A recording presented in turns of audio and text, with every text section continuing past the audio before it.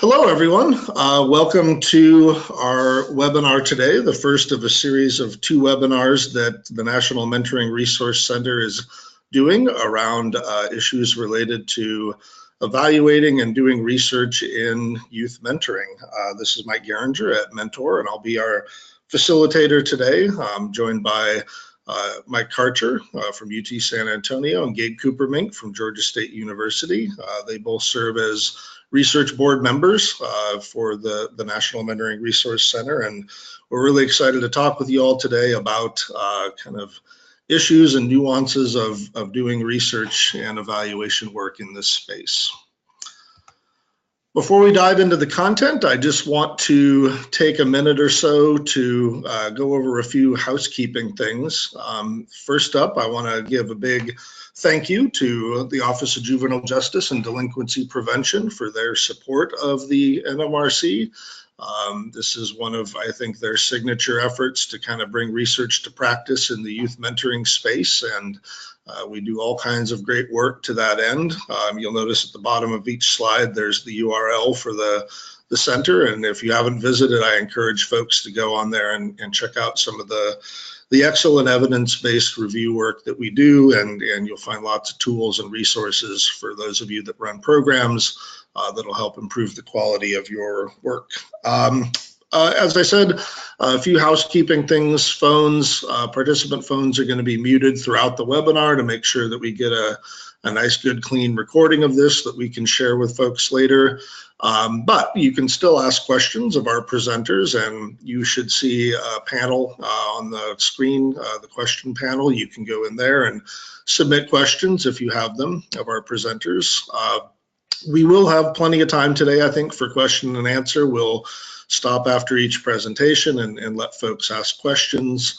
And, you know, because folks always ask this throughout these types of events, we will be sharing this recording after the event, probably early next week, along with the copy of the slides and a handout that you'll hear Michael reference during his talk today. I believe if you all can see the handout panel, you can download it during the talk today, but if not, we'll make sure that you get it via an email, and it'll also be up on the NMRC site early next week. So I'd like to do just a minute of introductions here, so you know who's presenting today. First up is Mike Karcher. He's a professor of educational psychology at the University of Texas, San Antonio.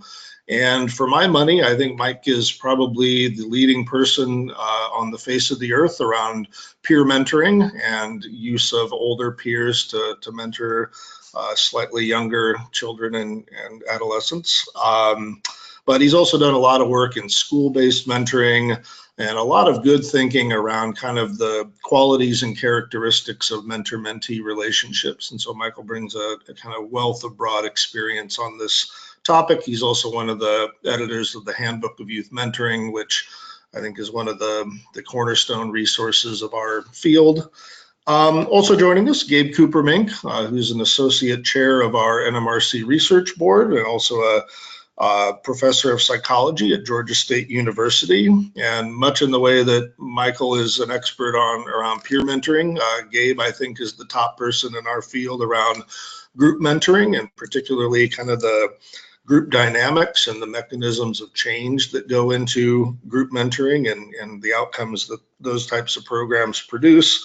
But Gabe's obviously done a lot of different diverse work over the years, leading many evaluations and research projects, both things like qualitative case studies as well as random trials, controlled trials of programs. So a wealth of research experience with us today, and I hope folks are prepared to ask questions and pick their minds a little bit. I am Mike Geringer. I'm the Director of Knowledge Management at Mentor, the National Mentoring Partnership, and in that role, I mostly lead Mentor's research projects and the development of kind of research to practice tools. So taking research that comes out and helping practitioners do something with it and apply it to their work in the name of strengthening programs and producing better outcomes. So I wanted to take a minute to give a little bit of background about this webinar and why we're doing this series of 2 events. And for those of you that are unaware that there's going to be a second one, that's going to be 2 Fridays from now on the 20th at this same time. And we really wanted to do these kind of coming out of the work of the research board itself. And for those of you that are unfamiliar with that project, we do an awful lot of kind of reviews of the mentoring research and the literature base that informs our field. And we review, program models, we review research around specific practices such as pre-match training or closing of matches in a mentoring program. We also do kind of these big picture evidence reviews around mentoring for specific populations of young people, or kind of broad program model types such as group mentoring, peer mentoring. Gabe and Michael have written big evidence reviews on each of those topics. And in the course of doing all of that and really just kind of combing through the mentoring literature, I think we've all started to see some patterns in that literature. And, these are patterns around kind of missed opportunities. You'll read a bunch of reports and evaluations and think, why didn't they collect data on X? Because it would have maybe perhaps explained the outcomes that they got. We also see patterns around kind of unforeseen challenges where the researchers will admit in their article that we didn't see this challenge coming, and as a result it's kind of influenced what we're able to say in this paper or the findings we were able to share. We also see challenges around designs that perhaps might not be a good fit for the program being studied, and certainly I think there's many good mentoring programs around the country that have had evaluations done that I don't think reflect the good work that they do. And a lot of that is, methodological issues. And we'll be touching on those mostly in the second webinar on the 20th, but we'll get into it a little bit today as well. And so I think when you see these patterns over the years that we've been doing the NMRC, it's kind of given us a good overview of the gaps in our field and in terms of the literature that we have and the research that's done. And so we thought we'd do something proactive with these webinars, which is talk directly to the research community. And for those of you that do that kind of work, but perhaps maybe haven't done it in a mentoring context, what are some of the nuances and things that you would need to know before diving into a study or an evaluation in those settings. For those of you that are practitioners, I think you'll get a lot of information today about what to think about when working with a researcher and evaluator to kind of hit the mark in terms of your needs and their needs. And Gabe's going to talk a lot about that today.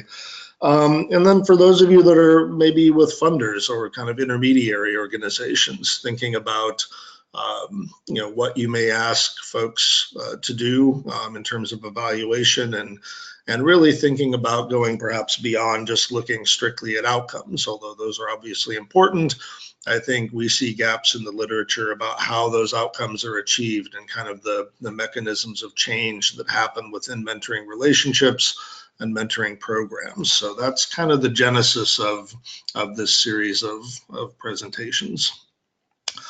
So for today's event, what we're going to focus on are really starting out with Michael talking about some of the key aspects of organizational readiness. So when is a program going to be ready to look at different aspects of their mentoring work, and what are some things that researchers or evaluators can do to kind of set the stage for that being effective and hitting the mark and meeting everyone's needs.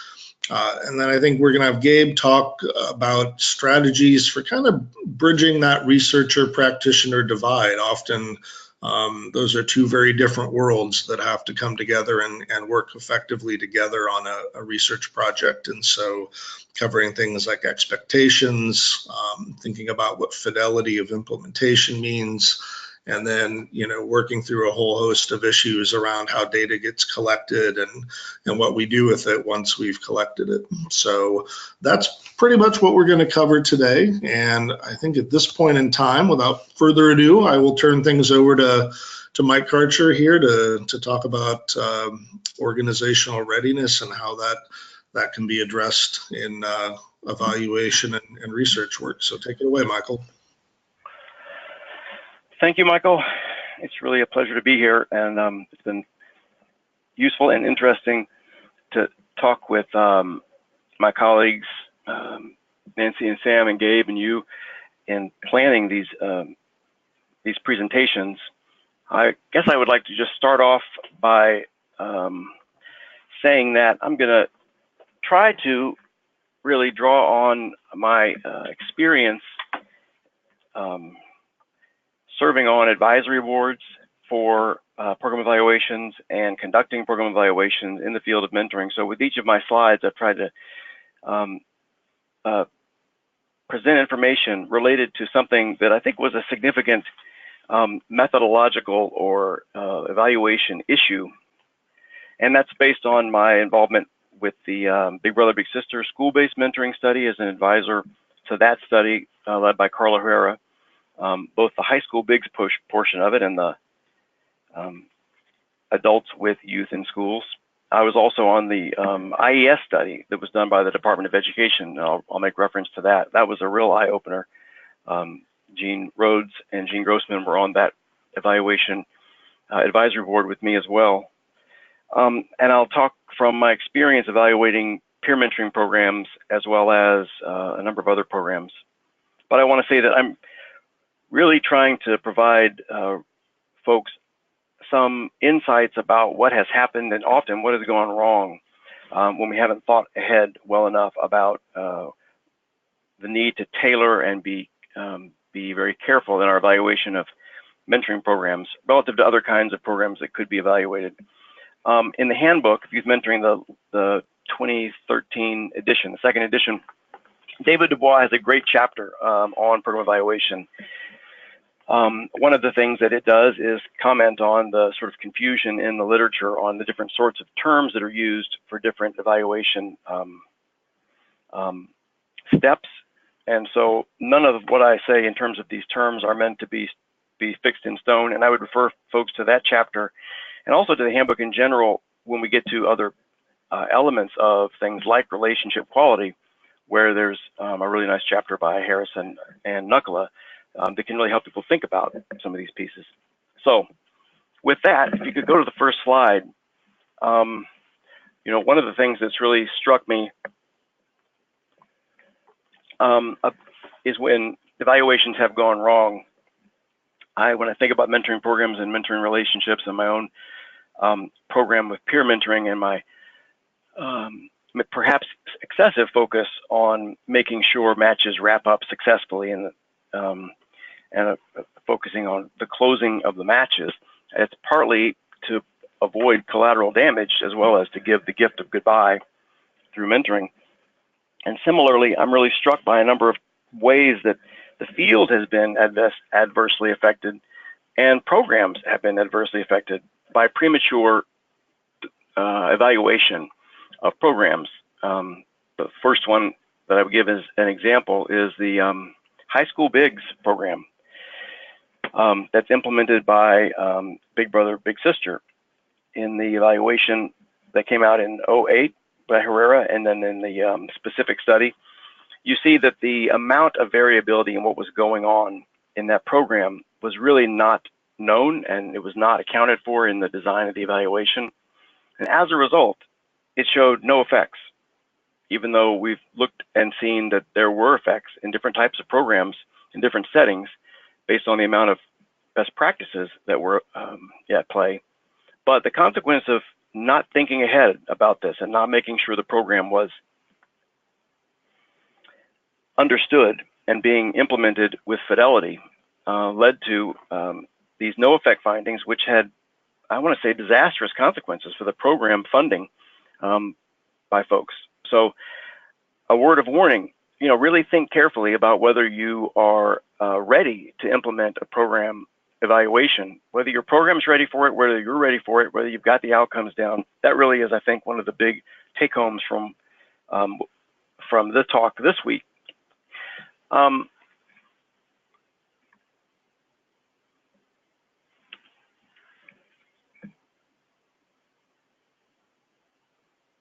I were to start off with anything, it would say we need to be thinking about the life cycle of a program, and people need to ask themselves whether or not they really know what's going on. I think we're often enthusiastic and we want to have our programs evaluated, but we subject them to things that that are premature. There are approaches, if you look at the not the second slide, but down where it says steps toward measuring impact.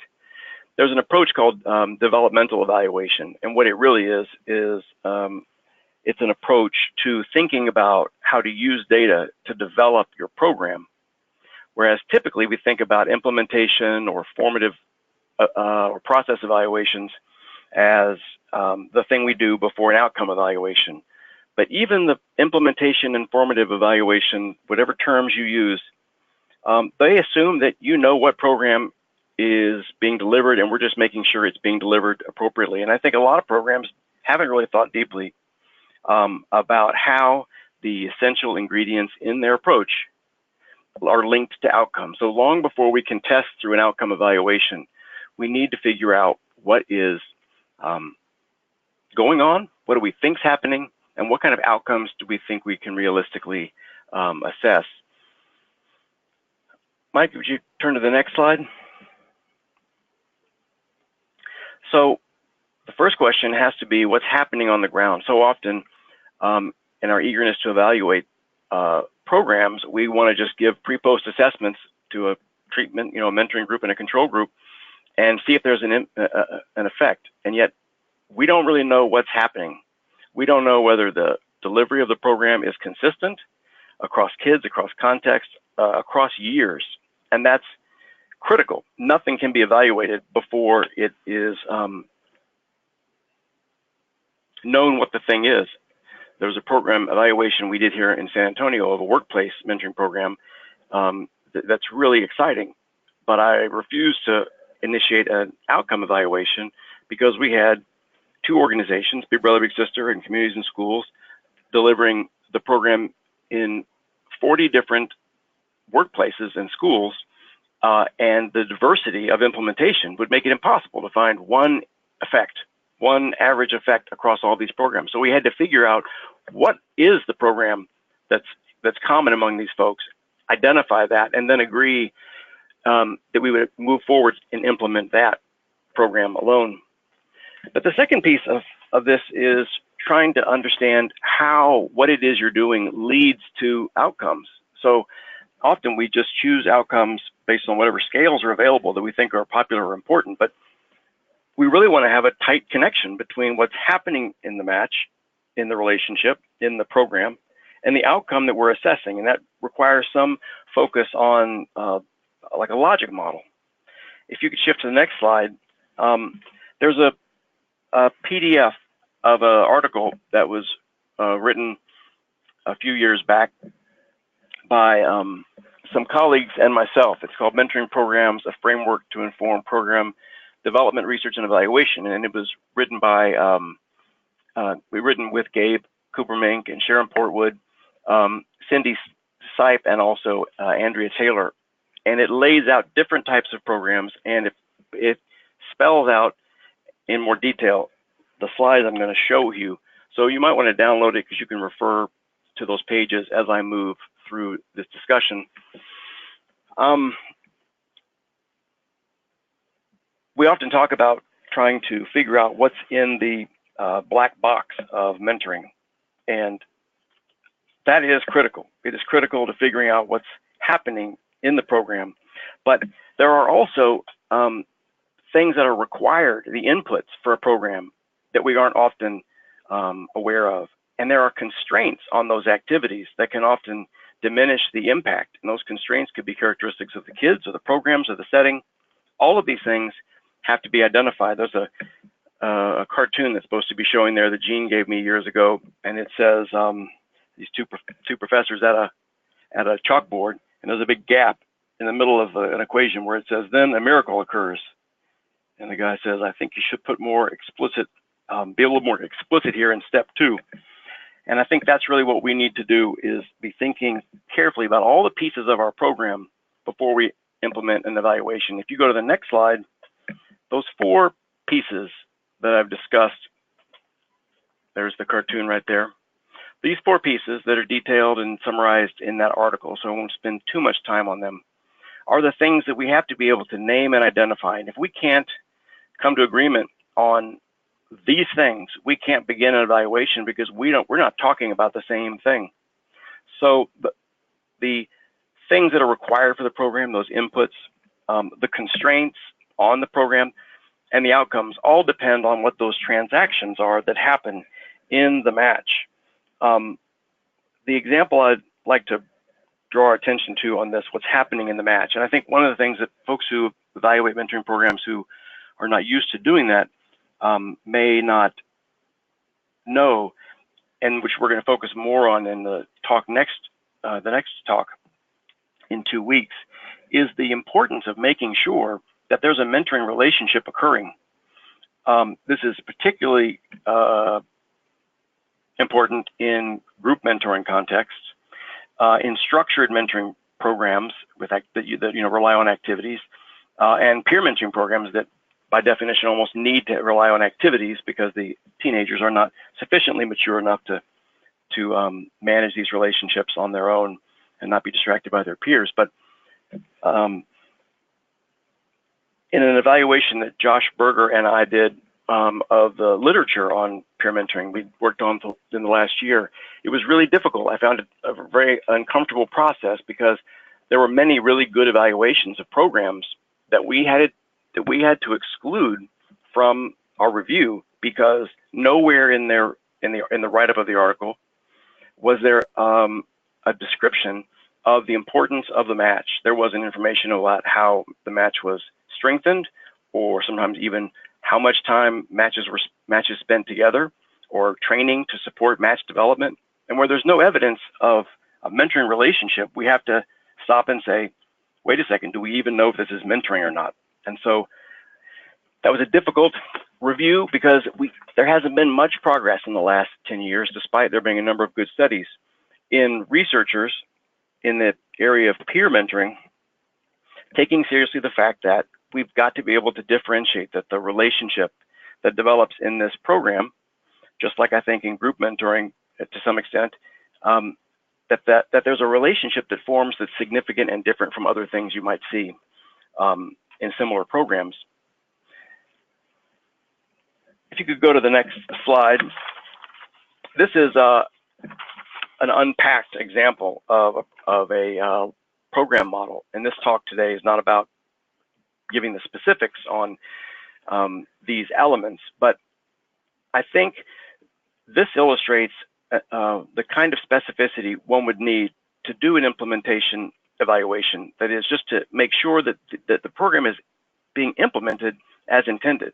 All of the things that go into it, those inputs, all of the activities that happen have to be able to be measured and monitored and checked.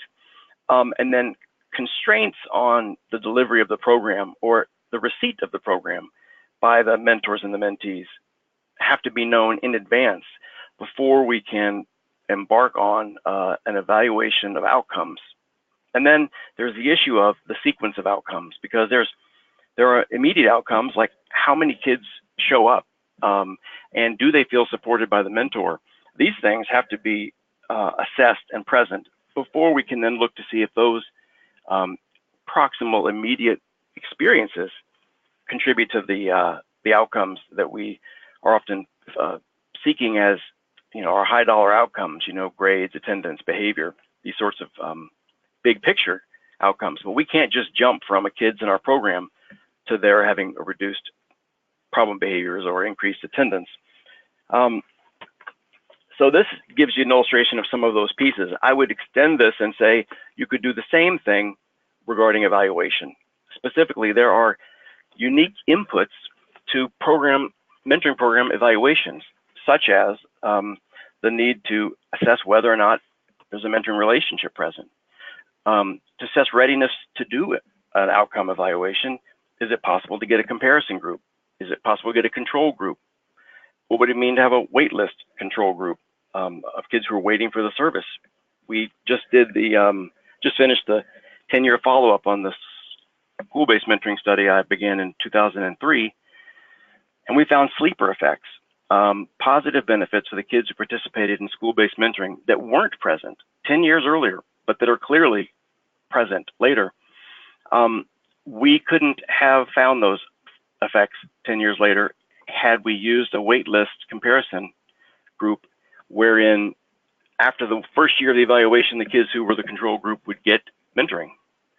And a lot of programs use waitlist comparisons, but those have consequences. In this case, you might not see an effect of a program initially, but you would never know down the road because you've lost your rigor.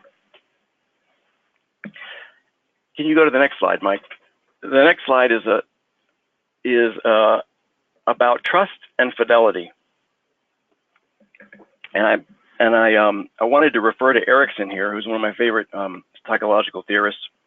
Erickson has the 8 stages of development, and he talks about trust and fidelity and the importance of trust in fidelity. Now he's talking about, trust out of attachment, of a reliable parenting relationship early on, and how that contributes to one's capacity to be to form an identity and engage in relationships with fidelity later on. But it's about dependability, and it's about having faith in our findings. And so I find it to be very relevant. The fidelity is like dependability, about consistency in the delivery of program activities. Until we're clear that we're delivering a program consistently over time, that is from one year to the next, and across contexts, it's the same in one school versus another. It's the same delivered by this staff member as that, and that it's received similarly, or that we can account for variations in how it's received in different populations.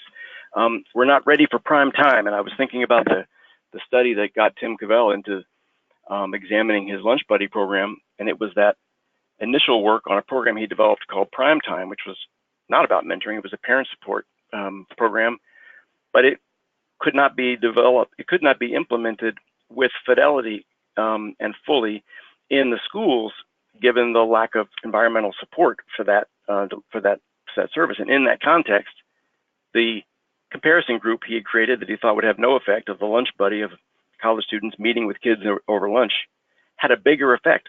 That is, the mentoring was more effective in schools that couldn't support the implementation of a more complex program. So until we have a program that we know we can implement with fidelity, we all know what it is, we know the pieces that are in place, and we know that we can deliver it consistently across time, in different settings, and to different populations. Similarly, we really shouldn't do evaluation unless we're really able to get big samples and capture the variability that we can anticipate, some of those constraints I mentioned. The next slide is about thinking about that chain of sequence in outcomes. And I won't go into this here in detail because it's what the paper that you can download describes. But in this example, theoretical model A and theoretical model B were 2 theories of the way that mentoring relationships unfold and are effective. The top one is the one from Big Brother, Big Sister, the Morrow and Stiles article. And then the bottom one is the apprenticeship programs that the Hamiltons studied for adolescents. And it talked about those theories specified what would be the initial activities that needed to happen, those proximal outcomes, and then how those would enable the distal outcomes.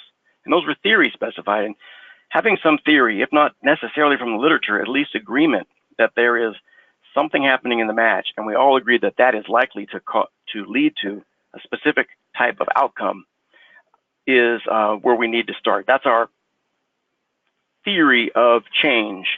In my program, the peer mentoring program called CAMP, we use connectedness activities. And so there's a logical link between the curriculum we use to structure the mentor-mentee matches and the outcome scale, which is a connectedness scale. That's a close link. We don't have to make too many jumps, for that. And most programs need to be able to convincingly argue that they make these sort of connections. I would say that one of the things that's important about thinking about this is that typically doing an evaluation is going to require program staff to have some mindfulness, some evaluation awareness, so that they can appreciate the way that data has to get collected. And the best way is to figure out what a program does, what the outcomes are, and spend time figuring out how we can collect that data to measure these processes long before an evaluation starts. So many evaluations get undermined by collecting the wrong measures, or collecting data and asking folks who aren't used to collecting data to collect the data, and the data has a lot of error and makes a lot of mess. If you shift to the next slide, I want to introduce something that is a graphic that David Dubois gave me once. And I think for me, this is one of the most important findings for programs to have in mind. I mean, I only have one more slide to make a few points about. And what I often tell folks when they say we want to evaluate our program is I'll ask them why, and then they'll say, to show we're making an impact. But truly, to use the scientific approach that you would need in the journal article, there's a lot that has to be in place. And yet there are ways to differentiate programs and their quality that are just as reliable indicators of impact as even a study like this, a study being delivered. This is from David Dubois' 2002 meta-analysis. This is a slide he shared with me to make the point that in that 2002, and the same findings emerged in the 2013 program meta-analysis that they wrote up. What you see on that bottom chart is the number of best practices in place in specific programs, and the blue line is telling you what the relationship is. What's the size of the effect of programs based on the number of best practices? And on the left side, you see that around 0.2, you see that red line, that small effect. That's the average effect for mentoring programs. And that's partly because most mentoring programs only employ a few of these best practices. But if you're a program that's in the field and you are able to document, and this might be called implementation evaluation, document the number of practices, best practices that you can implement reliably and with fidelity, you can see that when you get up to 7 best practices in place, you can more than double the impact of your program. Based on this is saying that those programs that had a medium effect, way up there at 0.4, 3 or 4, they on average had about 6 or 7 best practices in place. So it can be more beneficial to reliably assess, as Mentor is trying to do with the QMS system, to reliably assess the presence of these best practices and use that to extrapolate outcomes. That can be a much more way to argue the effectiveness of your program and to differentiate programs on the ground than trying to embark prematurely on an evaluation. And even if you know your program's content and you think you know the outcomes, you might not be ready to implement an evaluation. There may not be resources available.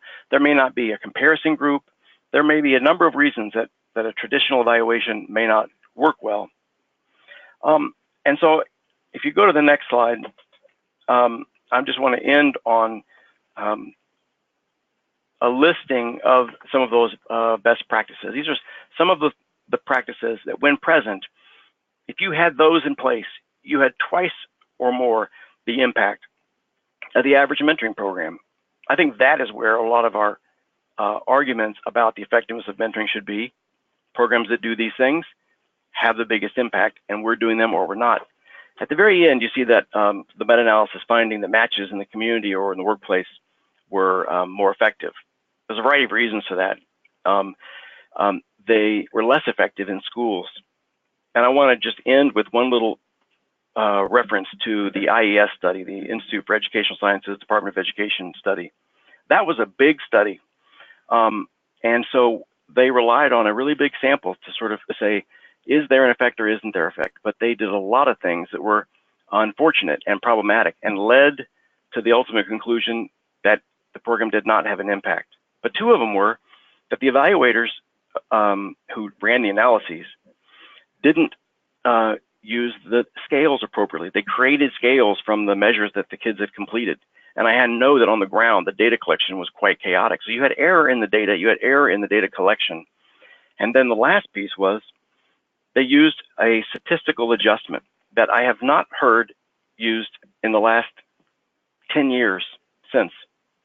And that statistical adjustment was used to say, nope, no findings, when the standard approach to assessing the impact using scales as they were intended to be used, and listed in that report in the appendix, shows that there were impacts quite consistent with other research. So even a big scale study can really undermine a program. The funding for mentoring in schools was withdrawn after this evaluation was conducted.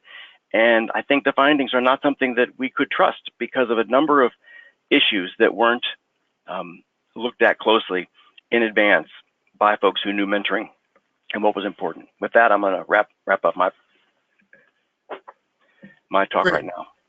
Great, thank you, Michael. And boy, as you were talking, I can think of examples of many of these issues that I've seen in the last 2 weeks, right? I read an evaluation the other day where they'd done an outcome evaluation of the program in the second year of the program as it was scaling up. And so it looked very different across sites. And you know, as a result, mentors met with their mentees about half the time they were supposed to, and it didn't work out very well for them. So I see real life examples of the types of things you're talking about all the time.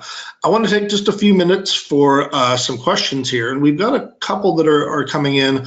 I'll start with a really simple one.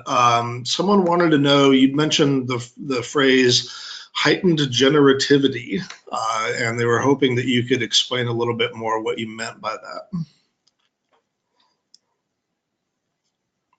Okay, I mentioned heightened generativity today. I don't remember that. Oh, okay.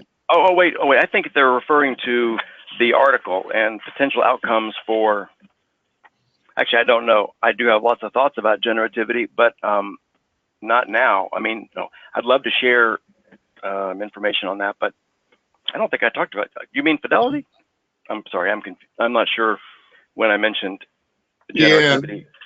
Yeah. Okay, yeah, no. But perhaps. I can, well, I can make available a measure of generativity, the Loyola generativity scale, and also there's a great article in the handbook about generativity and its assessments. So I would refer the caller to the handbook, and I'd be glad to make available that information for download. Sure.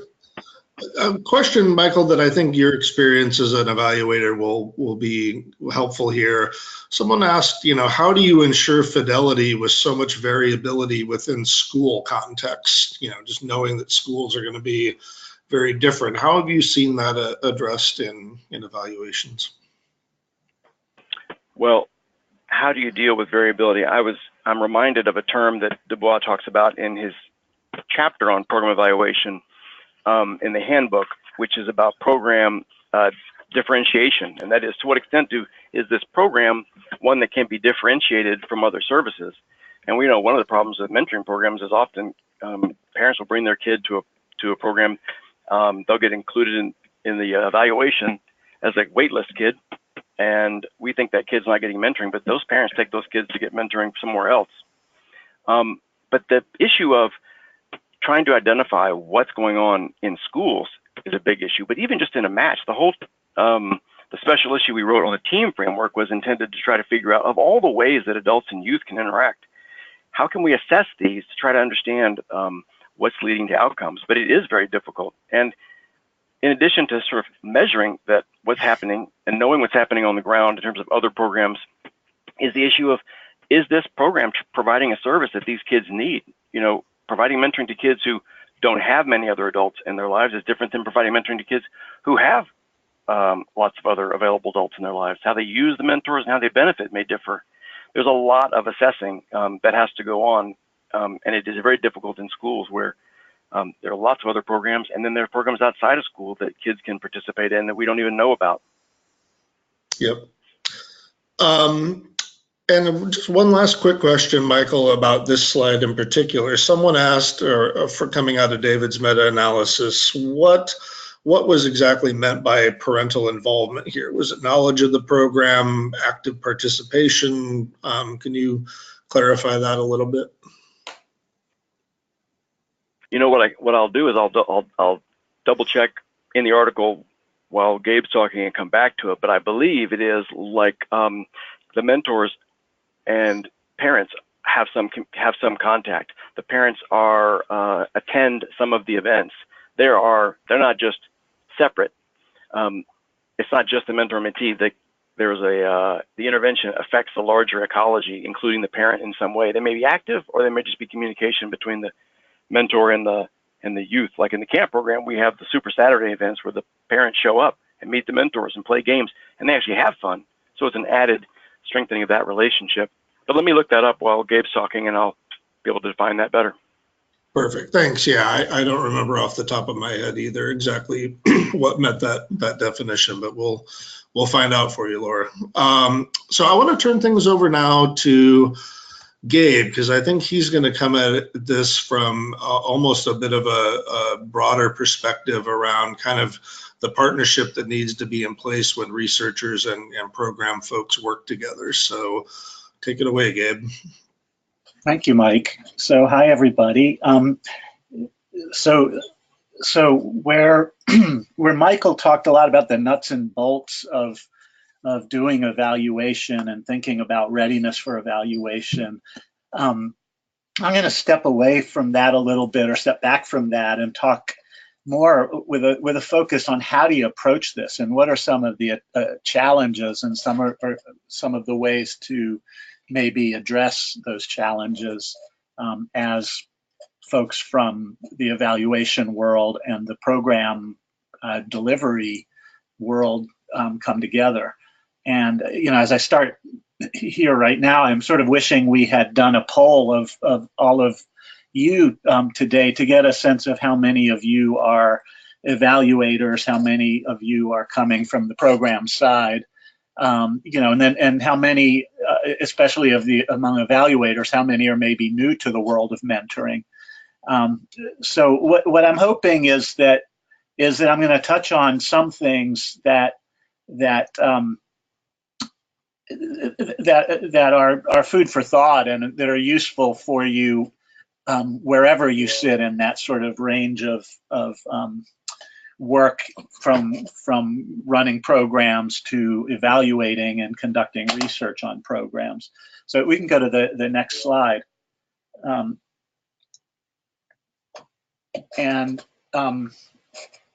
So what I want to spend some time doing is talking about research and practice partnerships, and kind of using that as a way of thinking through a lot of issues that I think come up in evaluation generally, but also specific to evaluation of mentoring programs.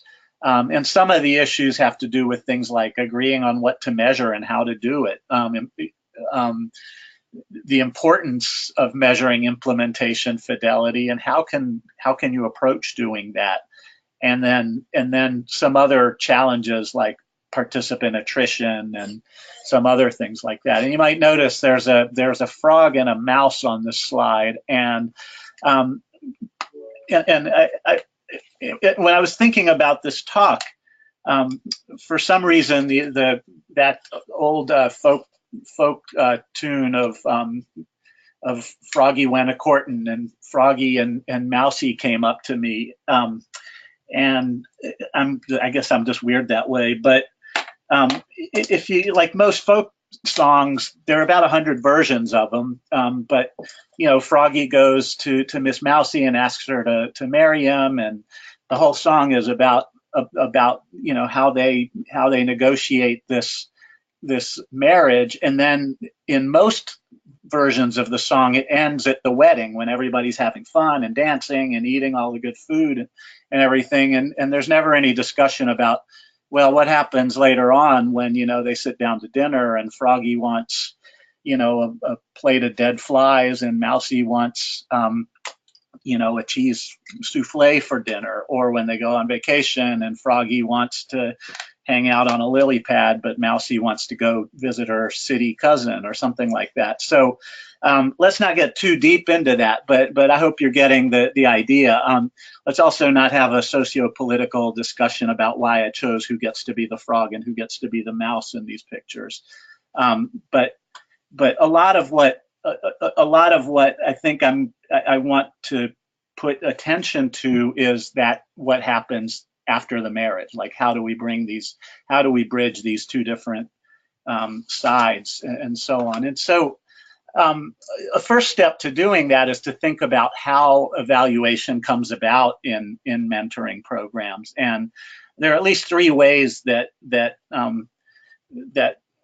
program folks and evaluators or researchers will come together. One is a situation where a mentoring organization hires an evaluation for some reason. So maybe they have a grant and there's an evaluation component to it. So they go out and hire an evaluator with the idea of getting some deliverables that help them meet funding requirements.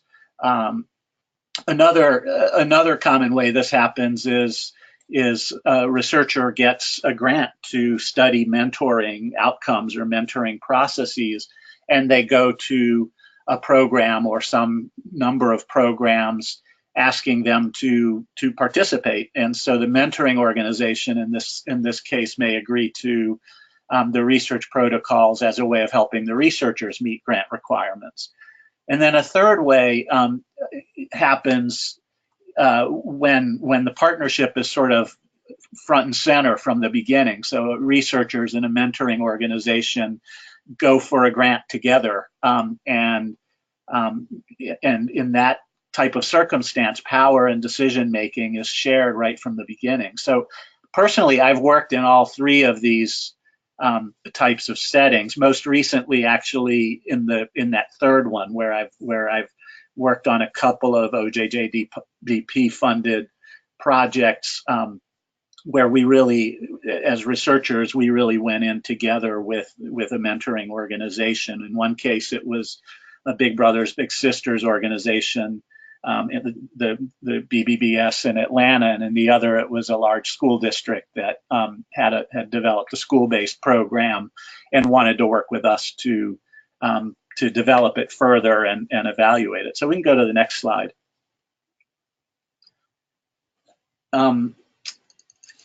So regardless of those approaches, I would advocate and would think that at least some elements of a partnership are a really valuable way of approaching that work, whether you start out, with the notion of a partnership or whether it's one of the other models, that having some sense of mutual commitment and some sense of focusing on understanding not just how it turned out, but how you got there, those kinds of things are really valuable to do. So I won't belabor this one, but there's really great work done on partnerships through the WT Grant Foundation, and I would point you to that if you want to learn more. So we can go to the next slide, Mike. So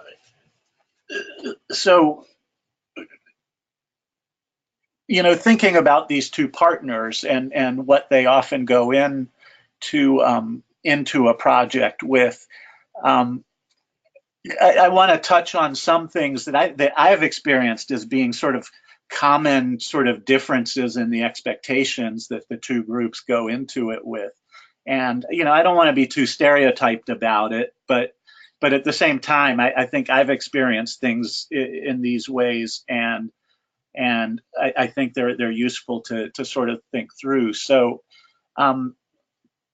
for starters, very often when you start engaging in a formal evaluation or in a formal research project, institutional research boards or ethics boards are going to come into play, whether it be a university-based IRB or ethics board or a community-based one. And researchers, we've had it kind of pounded into our heads that our ethics are really framed in terms of the requirements that these ethics boards have, and and they have to do with the rights of participants in research and so on. I'll say more about this in a little bit, but if you're coming at it from a practice side, especially if you've never dealt with IRBs before, it can be kind of perplexing because from a practice standpoint, a lot of times, you're thinking around ethics has to do with safety and maximizing service delivery, and those can kind of come into conflict maybe.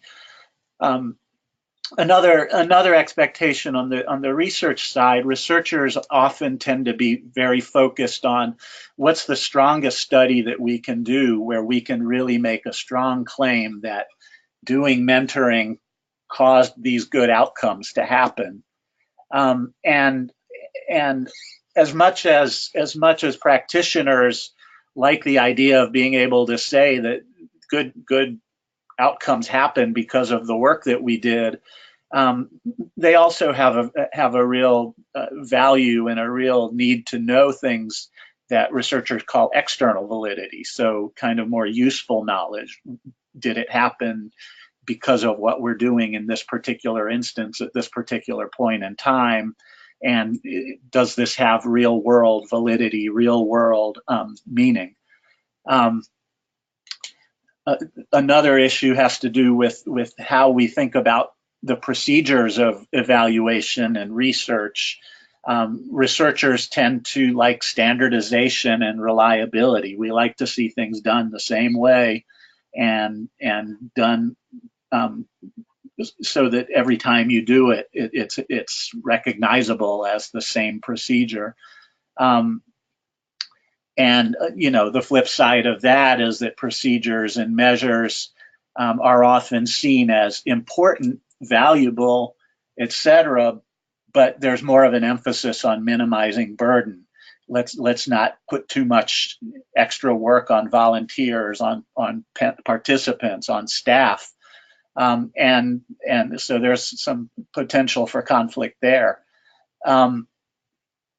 Finally, a final one that I'll comment on anyway is that researchers want to be able to make strong conclusions, and Michael talked about this a lot, so I won't belabor it, but strong conclusions have to do with fidelity. Was the program delivered as planned? If it was, then we get outcomes and we can be more confident that those outcomes are related to the program being delivered the way it was intended.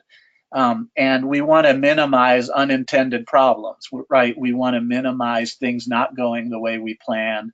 We want to minimize people dropping out of the study at different rates if they're receiving mentoring or if they're in the control group and things like that. So there's a lot of things that we're trying to keep tabs on as researchers. Programs, on the other hand, are often focused on meeting their benchmarks. Did we serve the number of kids that we expected to serve? Are we, meeting our benchmarks in terms of the number of contact hours and the number of meetings and the length, the duration of things, and really interested in evaluations in terms of what they're going to add to what we already know. So if all an evaluation does is confirm what we already know, how useful is that? So it's useful if we really learn something new. Let's go to the next slide, Mike.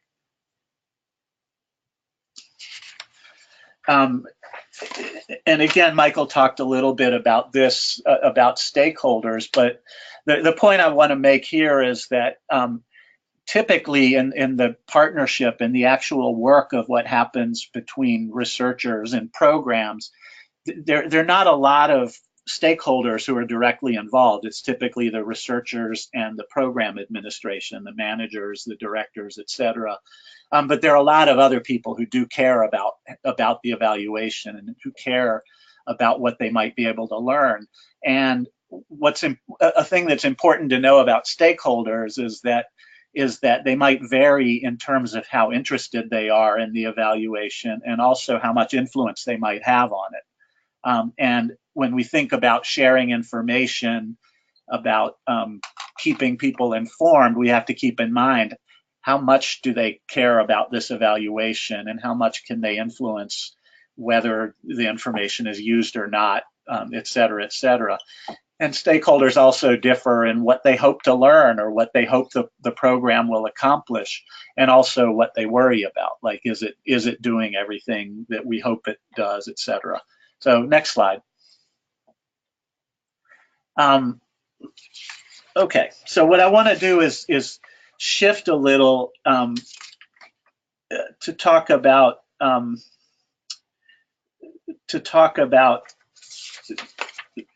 the way that some of the issues that practitioners may have with the way researchers sort of approach this problem. And again, I'm trying not to be too stereotypical, but I'm talking about things that I know I've experienced as a researcher, having people ask me about. I've also worked sort of on the other end. I once ran a program for a number of years, so I also have a little bit of a practitioner perspective on things. So, hopefully that helps me be somewhat accurate with this. But practitioners, often feel very much constricted by the focus of the IRB. It can be very legalese. And it can be very complicated, the whole process of who can do consent and what does a consent form have to say. And then once you've gone through all that process of finding parents, getting them to sign on the dotted line, then you got to do it all over again with the kid and go through the whole thing and make sure the kid, the mentee is informed and the mentor is informed and so on. So it can be a very burdensome and constricting process. In terms of methods, researchers always want these control groups, and control groups can feel pretty problematic, right? Because if we have a control group, that often means that some youth are not who need a service, who we really feel need and deserve to get the service we have to offer, we have to deny it to them. And so that's a real issue that needs to be talked through and thought about.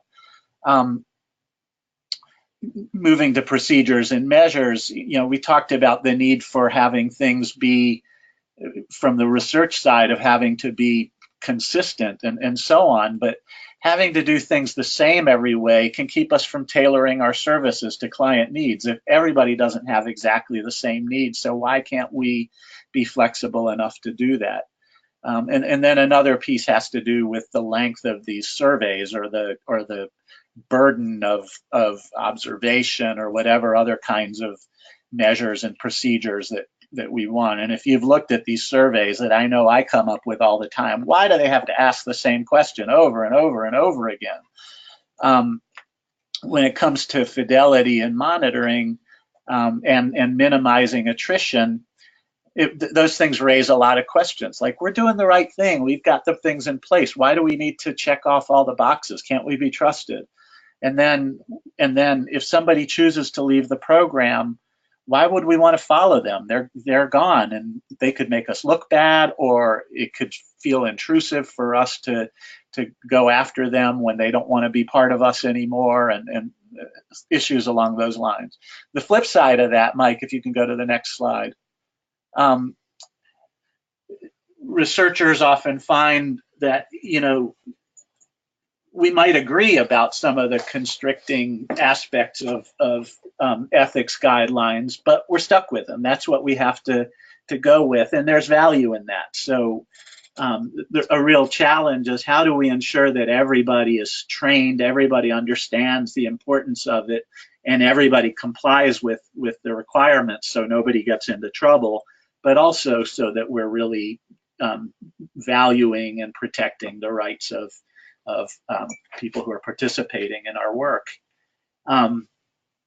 Another challenge is that as researchers, we want to use the best possible research design to really answer the research questions. And there's constraints on that in the real world, and that's a big issue to be negotiated. In terms of procedures and measures, researchers, I think, generally know that there's a need for some flexibility, but as Mike was saying, we really need to know what the program is and what it isn't. So what is it? What is the thing that we're evaluating? And if there's a lot of flexibility and not any consistency, then it's hard to understand what the program is. And another issue that goes along with that is that yeah, it takes effort, and it takes there's going to be burden on program staff, on participants, and so on, and it requires it, but there's a payoff, and it's valuable. And why is it that program people can't always understand that? And then finally, having to do with fidelity, monitoring, etc., is, again, if we haven't documented the critical things that are supposed to happen, how can we know that the outcomes are related to the program? So let's go on to the next slide. So I want to turn to some issues that are specific to evaluating mentoring, and being mindful of the time here, I'm going to try to move things along. So one thing that I think that evaluators need to be aware of is that there are different models and different philosophies of mentoring, and I won't go into a lot of detail on this because I know this is something that Michael talked about, but whether the philosophy really focuses on the friendship and the sort of connection between the mentor and the mentee, or whether it focuses more on what's called an instrumental model, where the mentor's role is about teaching and coaching and helping the mentee gain some skills. Regardless of the philosophy, it's the interaction and the alliance between the mentor and the mentee that's always central. And so if you want to understand, is mentoring working, you got to consider that interaction, that alliance, that relationship as part of what a fidelity measure would look like. Another aspect of it, again, this goes back to the best practices that Michael talked about, but things like match support. How do you make sure that things are going okay and problem solve matches, and how do you provide ongoing training? These are things that are also playing into fidelity. Another issue has to do with what's the focus of your study. Are you studying youth, or are you studying matches? Because a match is a relationship. So a relationship outcome could be things like how long it lasts or how strong the relationship is, whereas a youth outcome would be something like, is the child doing better in school, or feeling better about herself, or things along those lines. And then finally, another issue has to do with an issue that researchers deal with a lot, particularly in randomized trials, this idea of intent to treat, which is if somebody is placed in a research condition that says this is a mentored child, we're going to treat that child as having been mentored in the study, whether or not he or she was ever matched, and whether or not the match terminates before the study is over. And that's a really difficult thing for program people to understand a lot of times. But I think it's also there are also some special considerations in mentoring that researchers need to understand when they think about what design makes the most sense. We can go to the next slide.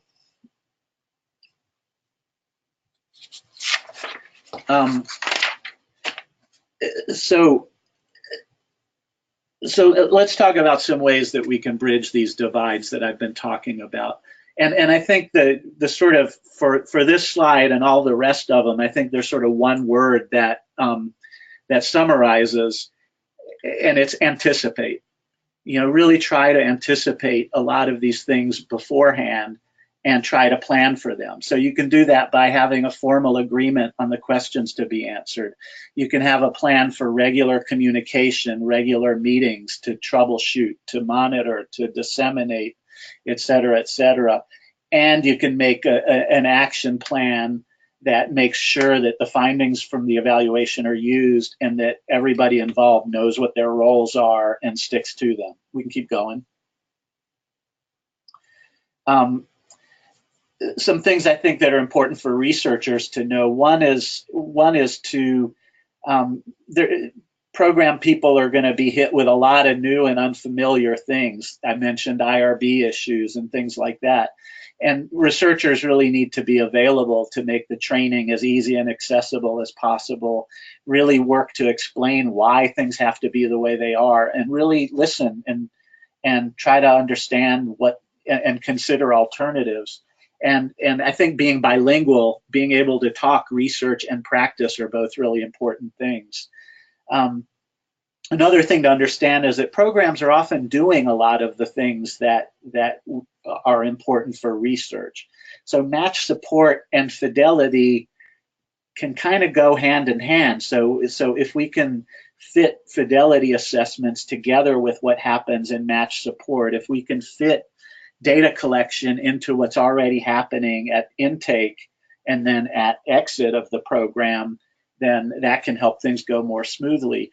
And being sensitive to practitioner concerns about things like length of survey and so on.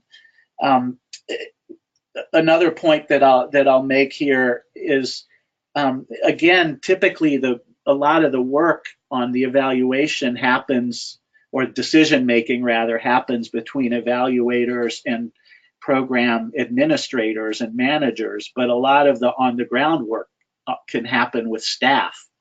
And so you really need to be aware of the sort of avoiding a top-down approach. Don't be making decisions that then staff have to implement without having had things explained to them, without buying into it.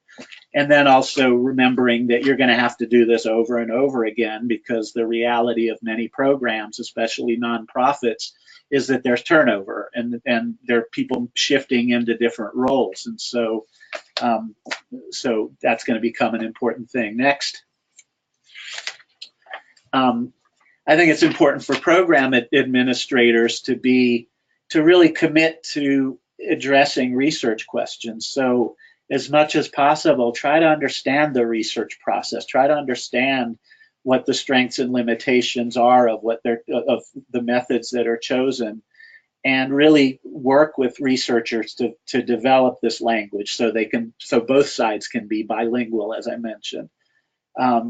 Researchers really need you to have input, share your expertise, and be there to share and provide access to the materials that researchers are going to need.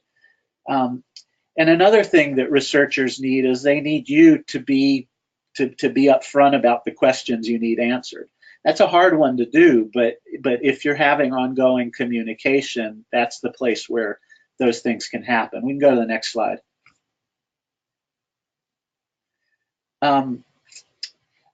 Just to touch on some things, we've talked a lot about fidelity, so I won't go into that very much, except to say two things. One is that it's important to assess fidelity, because you can only know that the program works if you know it happened. Another reason for assessing fidelity is that we can also use that to study practice. So we can look at what are the barriers and what are the things that make it easier to keep matches going as long as we want. What are the barriers to completing all the curriculum activities, et cetera, et cetera. So we can go on to the next one. Some other challenges have to do with, and I guess all I'll say here, since we're so short on time, is anticipate. These are going to be challenges. It's hard to recruit. It's hard to consent. It's hard to make sure all the measures get done. and maximizing retention is going to be a big issue, and I think one that I touch on in the last slide that I have. So if we can go to that. Just a couple of things to keep in mind. One is that being part of a study is not the same thing as being part of a program. So if the youth and family leave the program early, that doesn't mean they've necessarily left the study. And that's an important distinction to keep in mind. And there's lots of things that you can do if you can anticipate attrition to try to keep people involved in the study. We can do things like send birthday cards and holiday cards and things just to keep in touch. We can, right from the start, we can collect locator information so we know where to reach you. But if you move, who could we call who would know how to reach you? Another thing that seems to work pretty well is increasing incentives. So if you do the first survey, we'll give you this little gift. If you do the second one, we'll give you an even nicer gift, and so on. So these are some examples of ways that researchers and practitioners can work together and I think really improve the quality of evaluations, both in terms of how we can learn about mentoring as a field, but also how we can make programs better. And that's all I got. So thank you very much. Hey, thank you, Gabe. Appreciate so much good information in here about how to make these partnerships work. We will go for a few more minutes here, so if folks have questions for Gabe, please type them in the question panel. We do have a simple one, Gabe. Someone wanted to know IRB, if you could remind folks what that stands for and any other information about those that you perhaps didn't cover earlier. Right. Well, IRBs are institutional review boards. So if you're in the university world doing this kind of research, these are the ethics panels that review every study that involves human beings, to make sure that you're doing things that don't put people at risk, that are respectful of people's rights, that make sure that you're doing things in an ethical way. And IRBs exist in universities, but they also exist in communities. So whenever you're collecting data, in youth mentoring, it has to do with collecting data from young people who are minors and can't necessarily make legal decisions for themselves. So you have an obligation to make sure that somebody who is empowered to make those decisions, parents or guardians, knows what's going on, has a very clear idea of what you're doing, why you're doing it, and what good is it going to do. And then also that the young people have that same kind of thing. So these are ethical obligations that we do, so we don't find ourselves in positions where we're doing unethical stuff. And so they're very important, but they're also very restrictive and very picky about details of things. And researchers recognize it, understand it, and hate it. And in my experience, practitioners recognize it, put up with it, and hate it. So necessary evil, so to speak, in the world of research. It's not an evil, but it's hard. It makes things difficult. Yeah. So, and I'm going to close with one last question, Gabe, and I'm hoping that you can maybe quickly address this. Laura, I know we need to get back to you about what parental involvement meant in the meta-analysis. We'll include that in the follow-up email we send about today's event. But just one last question that I think is a really interesting one, which is, do either of you have thoughts about having youth and families be active participants in the planning of research and kind of involving them directly rather than just working with program staff? Have you ever seen or worked on projects where kids and their parents are also part of that mix in terms of planning it? Well, I have a couple of thoughts. One is that very often researchers and program managers, directors, and so on are also parents, right? And can have that perspective on what's going to be valuable and important from a parent's perspective. You know, I think having parents involved is super valuable because they're stakeholders. They care about what's happening with their kids, and they have questions about it. Like, what if you know, there's a problem with the mentor, you know, in terms of safety concerns, or in terms of they're having attitudes and beliefs about things that are different than my own. I think those are issues that are important to keep in mind and to address if you can. Great, thanks, Gabe. So I know we're a little bit over our time, so I do want to go ahead and wrap us up today. Thank you to both Michael and Gabe for your excellent insights today and good advice to everyone who joined us. Just a few quick reminders. Probably on Monday or Tuesday of next week, we'll send out an email to everybody with a copy of these slides and a link to a recording if you want to review any of it or share it with a colleague. Michael is also going to provide a couple of handouts around some of the resources and articles he mentioned in his talk.